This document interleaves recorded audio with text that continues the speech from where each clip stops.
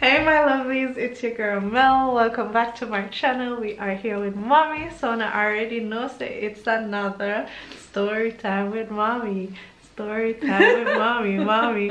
So mommy is just going to carry on her story. I am? Alright, I will.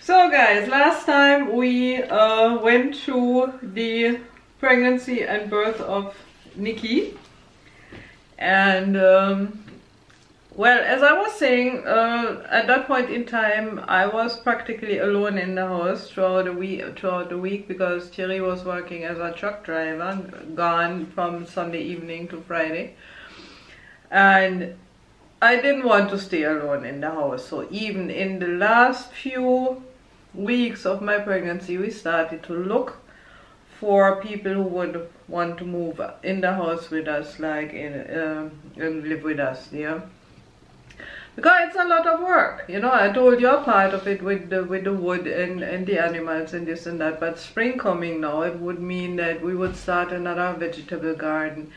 Then all the trees in the garden would bloom and finally start to bear fruit, and then the fruit would have to be processed and so on. For me alone, with then 2 small children, because when Nikki was born, Yosha was only 22 months old. So you can imagine that would have been a lot of work. And basically, I was supposed to study as well, because my studies weren't finished at the time. I was halfway through. And actually, as it happened, seeing that having 2 small children was very time consuming, I had to stop studying for that. I could not continue because there was no way I could spend the time I had to in the school or in the university, doing what I had to do there and running the place with the 2 small children. So basically, after half of my studies of visual communication, which is basically another word for graphic arts and so on, I had to leave the school and just remain at home and be a housewife and mother, basically. So, seeing that we had this house and half of the house was practically unoccupied because we had still our rooms there and it wasn't enough for us, we were looking for somebody for the other rooms and put in actually like an advertisement. And the amount of people who answered to that advertisement, I mean, it was like they were practically running over us in the house. It's like, oh, yeah, and they came, and the house, I mean, it was old, it was still in dire need of repairs and work on it, but everybody who came was like, oh my god, this is so pretty, this is so beautiful, yes, we want to live here, but of course, seeing that we had to share a kitchen, to share a bathroom, to share the life, basically, to a degree, it was not an easy decision to just jump on somebody and say, oh yeah, it's you know. So we had couples, we had single people, we had a lot of people, and some of them we would say right away, no way. And then there were others where we said, yeah, maybe it could work and stuff. And then one day this girl came. She was a little bit younger than me and had one son, and the son was 1 month younger than Yosha, and for some reason we clicked, you know. So we decided, okay, we are going to give her the opportunity and the chance. And actually it was a good decision, because until the day that I left that house, we were living together, and that was not many years but a few years. So Gila moved in shortly after Nikki was born with her little son, and of course the 2 boys, Yosha and Florian, hit it off right away, seeing that they were practically the same age and like 2 little boys, and they were like, yeah, I have somebody to play with now, you know, and they loved that. And Gayla and me got along well too, and we would do a lot of things together, and go shopping together, go swimming together with the children, playing somewhere, visiting friends. We actually eventually had the same friends, because when a lot of people still came to our house to visit, so we became like a little extended family. One thing happened though shortly after she moved in, is like the two little boys were playing and I was busy with the baby and I don't know what she did, and suddenly we hear Yosch scream and we run into the room, and Florian had bit him right here. They were quarreling about a toy or something, and he just took Yosch into it. And seriously, I mean, that bite, it went through the bone, you know. You could see the bone that deep. So Yasha now, seeing that, I mean, in his short little life of them time, maybe 2 years, he had never ever experienced any form of violence or, you know, pain that way that inflicted on him by somebody else. Because we would never even touch him or beat him, or he didn't know anything about that. You know, and Florian was a little different caliber of boy, you know. He was, first of all, he was a little bit more sturdy, and he had a complete different temper. And of course, I don't know why or what happened before he came to us, but he must have had some form of punishment or so towards him, not from his mother baby, but I don't know. But anyhow, he was obviously familiar with certain things. And for Yasha, it was a complete shock. I will never forget his face. I think he was more shocked about what was happening to him, or what Florian did to him, than the pain. And the pain must have been pretty hefty, because, I mean, that was one big bite. And he has a scar until this day, of course, you know, because it was deep. And so I was not very happy about that part, but I mean, okay, we came over it and survived that part of it.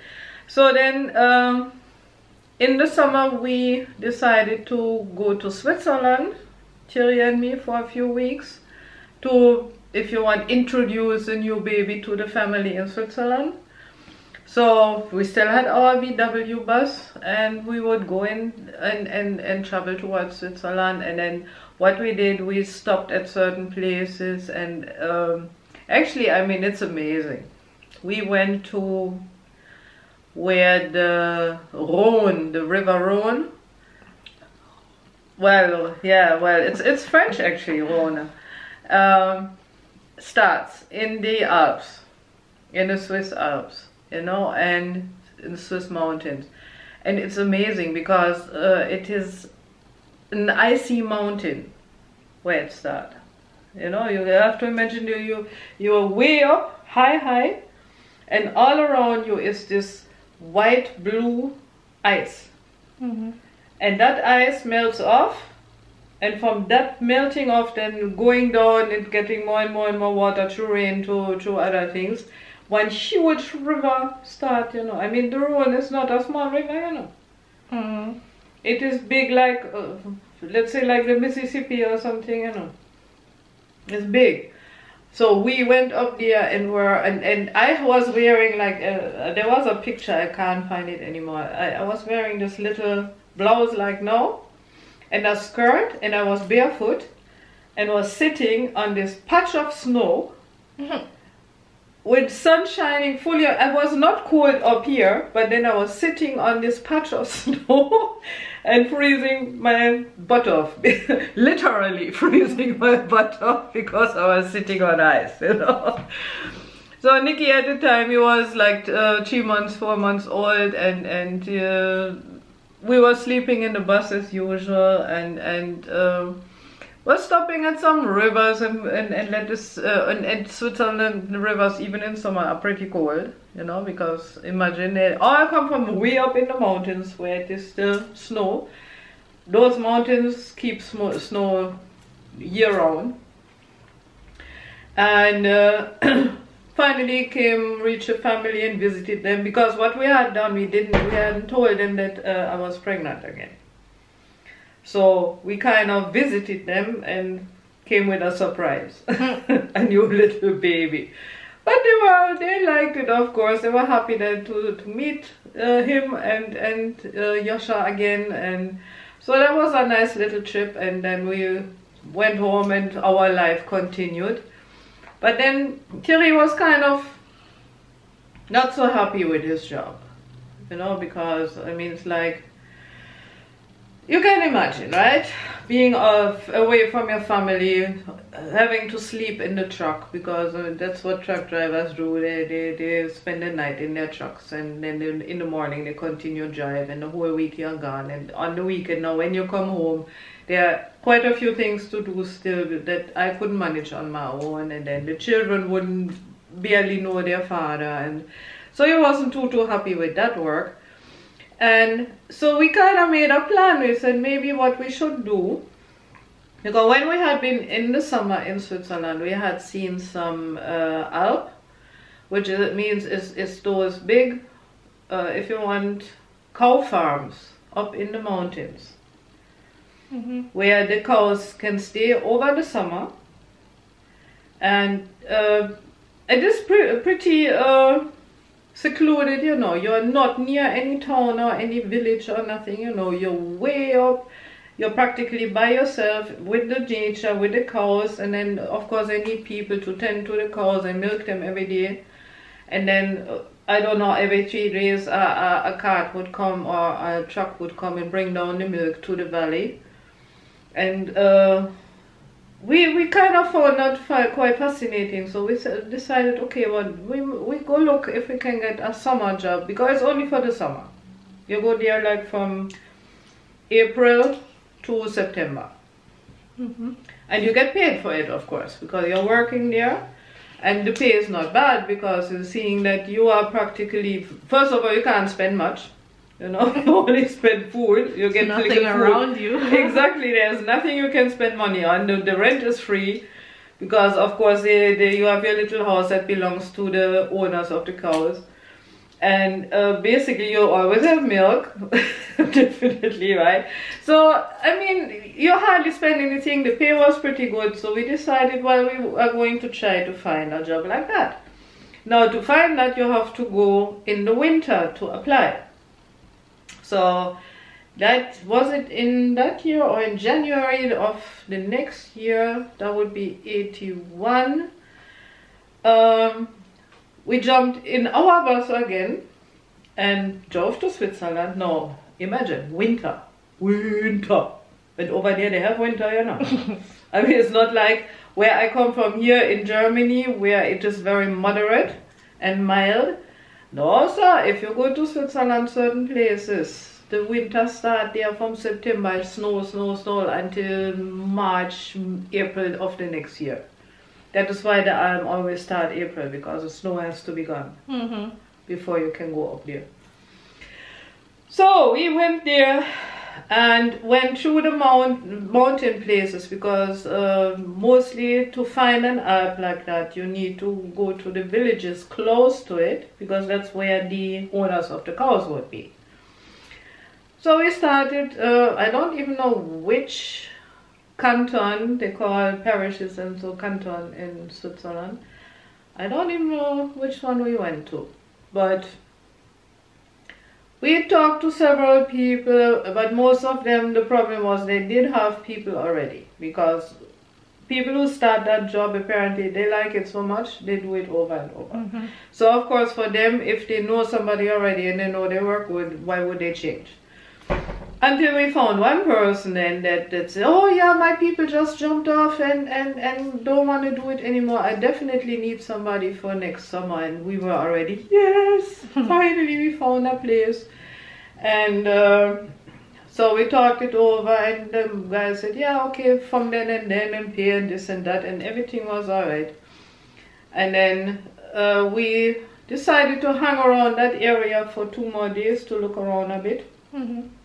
To get a little bit acquainted already. And then I remember one day there was this how would you call it? You would start higher up in the mountain. You would have your sledge, you know, and you would go on the sledge down to the valley, but for a long time. I mean, like 3-4 kilometers at least. And then I saw that and I wanted so much to do it. So Thierry said, okay, here we got a sledge from somebody, right? And me and Yosch were dressing really warm and close, and then I put him in front of me and I took that sledge and started to go down, because Thierry now he needed to take the bus and wait for us down where we reached, because I was so far away we couldn't walk. Man, that was a ride. I'm telling you. Sometimes we went really fast. Sometimes we had to kind of push a bit.